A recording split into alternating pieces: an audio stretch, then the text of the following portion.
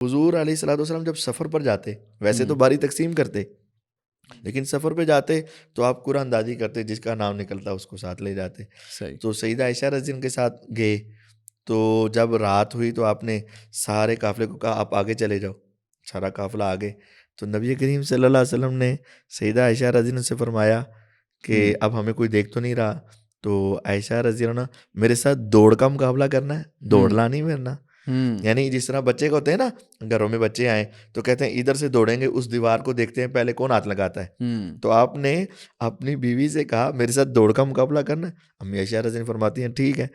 تو دوڑ لگائی. نبی کریم صلی اللہ علیہ وسلم کی عمر مبارک زیادہ تھی، جسم ذرا بھاری تھا. امی عائشہ رضی اللہ کی عمر کم تھی، جسم ہلکا تھا، تو وہ ذرا آگے نکل گئی. تو پھر ایک موقع ایسا آیا، آپ نے سفر پہ جانا ہے، قرآن دادی ہوئی، اتفاق سے نام امی عائشہ رضی اللہ کا نکلا. آپ نے پھر ان کو ساتھ لیا اور چلے گئے. رات ہوئی سفر کے دوران، تو آپ نے پھر قافلے کو آگے بھیجا، اور پھر آپ نے کہا کہ عائشہ آج پھر دوڑ لگانی ہے. ان کے ذہن میں وہی تھا کہ ٹھیک ہے پہلا مقابلہ، لیکن اب کی بار ان کا جسم بھی ذرا بھاری ہو چکا تھا. تو اب پھر دوڑ کا مقابلہ، اب کی بار حضور علیہ الصلوۃ والسلام آگے نکل گئے. تو فرمایا تل کا بھی تل کا، عائشہ وہ تیرا گول ایک ایک برابر ہو گیا ہے. بالکل